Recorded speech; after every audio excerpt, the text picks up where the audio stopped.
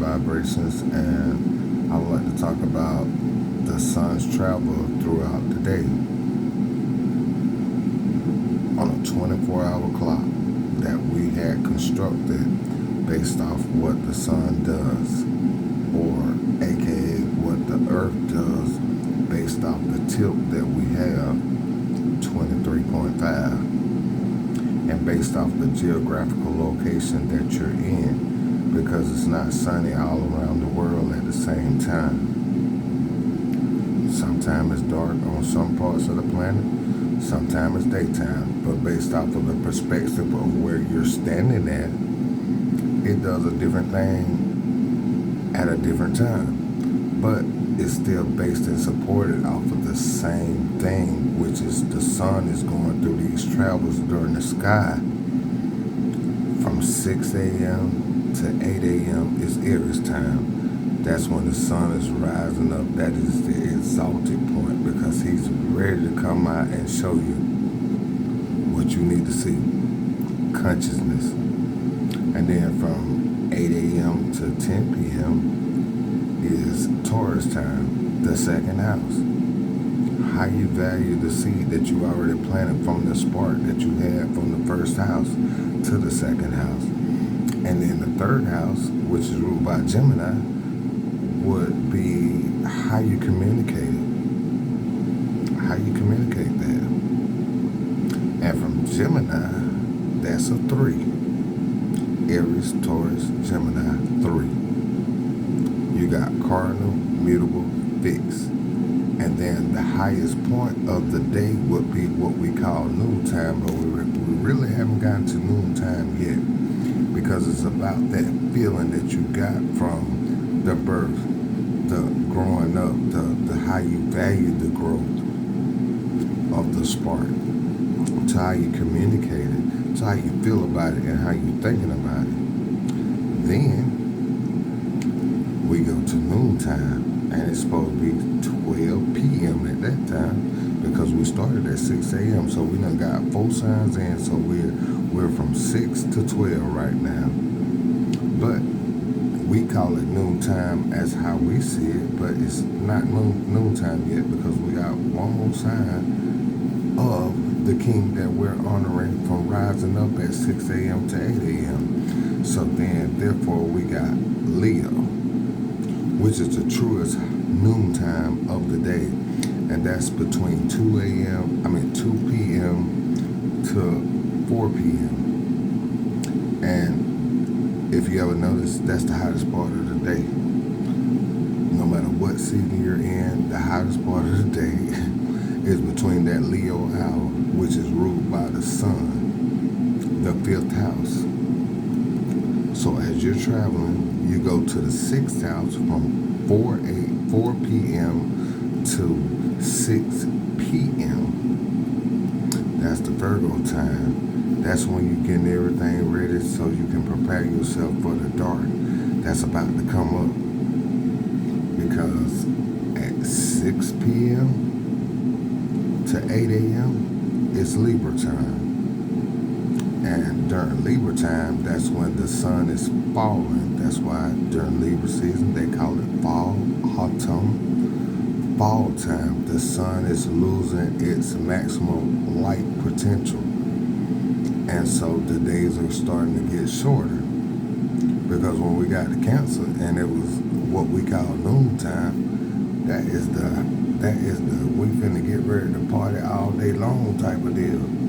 And so that's why it's at the top. But when we get to Libra, which is the 3rd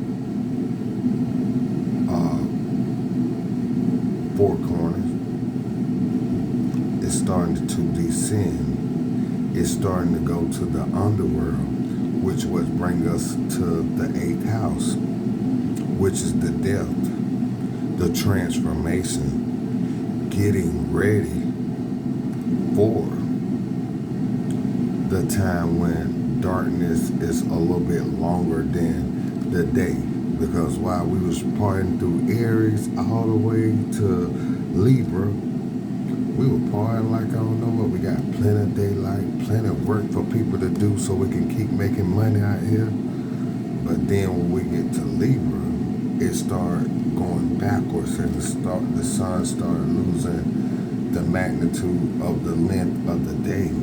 So then therefore, by the time you get to Sagittarius season, which would be the 9th house, where you done gathered all this from the 1st to the 9th of knowledge and wisdom to be prepared for the darkest times, then therefore you get to the winter solstice. And that's Capricorn season. That's the 4th one, the 4th point. So the Capricorn hours, so let me back up a little bit because I got a little ahead of myself. But the Scorpio hours are from 8 p.m. to 10 p.m. Sagittarius hours for the sun is from 10 p.m. to 12 midnight. Just as opposite as Gemini was because they are polar opposites. So there's a transition of whether it's going to be the longest day or whether it's going to be the shortest day based off of between Gemini and Cancer and Sagittarius and Capricorn, because all 4 of those points there are opposite from one another. So then, but also a little side note for it because I'm finna jump into something that kind of goes to it, but all 4 of them signs are either opposition or in conjunction to each other. We'll get the aspects a little bit later. So then when you get to the 10th house, which is the Capricorn hours, will be from 12 a.m. to 2 a.m. And the fixed part of the night is the same as the fixed part of the day, which is opposite of Leo, would be Aquarius. The Aquarius hours will be from 2 a.m. to 4 p.m. So then that is the fixed part. That is the fixed portion of the nighttime. And so then when you go one more, that's Pisces, the 12th house, between the hours of 4 a.m. and 6 a.m. You're in Pisces hours.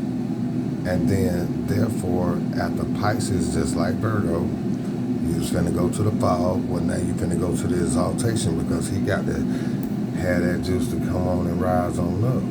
So then it's exalted in Aries. But then when you get from 4 a.m. to 6 a.m., that is Pisces hours, mutable. It's about to change. And so then, therefore, the cycle starts back over. So when you're born, you come into the world as a rise. You rise up just like at 6 a.m. to 8 a.m. The sun is rising up to be born. When you're born, as above, so below, you have a rising sign. And that starts your charts out, because you're not going to just be Aries like the sun. You're not going to be just Aries. Some people are, some people are not. You might start out as Libra, like myself. Libra, so it's always flipped. So when 6 a.m. for me to 8 a.m., it would be 6 p.m. to 8 a.m. I mean 6 p.m. to 8 p.m. And so these ancient people understood that the sun has to travel. We do the same thing as the sun. We wake up, we do what we got to do. When it get dark, we go to sleep. And through the underworld while we're asleep, that's where the most internal thoughts come from. Because at this point, the mind is not active. The mind is not doing it. It's the inner thoughts of what has happened throughout the consciousness of the daytime. So, understanding thyself is very important, because I've been hearing a lot of people talk about. I think Jesus is an Aries, and I think Jesus is. Why is Jesus a Capricorn? But when you understand the path of the sun, that what it takes, when we're up there with them also, but we're just looking at it from a perspective because we're standing on the ground, it may seem like that it's something outside of us, but we're all in the same rotation as they are because we do the same thing. And so then therefore when we do the same thing, we have those same kind of influences or where we can bring it out because we can be our own sun too. It's just knowing how to birth it. And so with understanding thyself, you can understand how to birth your own son. And so that's why I want to relate spirituality without resistance, because a lot of people don't know who they are themselves. And life is really not hard, but it's hard when you don't know the foundation of the life. And so when you notice that you do the same thing that that son do, are you a son? Might be a son too. You know? I have catastrophic moments. When I do something bad, they say it's dark and demonic. But it's what I feel from the inside. Or when it's light outside, I have a certain type of ego that I display to everybody for everybody to see. But when it's the chaotic moments, you don't see it because guess what? It's dark outside. So when we learn how to bring the perspective of up there to where we are here, because we're right there with them. We're just not understanding that we're really right there with them. It makes things a lot better, and I really think that everybody should get a copy of their chart to see, because just because you may be a Capricorn sun, you might be a Libra rising. And guess what? They are two different signs. But it's one that's trying to relate one kind of way and another one is trying to relate another kind of way. So when you know how to blend the others together, then you become a bad motherfucker. But you also have a moon too, because just like when the sun go down to the underworld and it gets dark, that is the internal, that's the thought process of what you're gathering throughout the day. And the moon is very important. So let's say you have a Capricorn moon also. Well, your earth, your daytime and your nighttime is the same. So the perspective is going to be the same. But you might have to deliver it in a different type of way because you're a Libra rising. That's why you have to relate spirituality without resistance. Can't make this up because you got to understand the vibration out here. All of us are walking vibrations. From the sun, the stars, the moon, to us, to the rivers, to the waters, to the trees, to the animals and everything. We are all vibrations. And some animals will like you, some animals won't like you. But it's all about your own vibration. So when you can understand your own vibration, you can understand a lot from this world.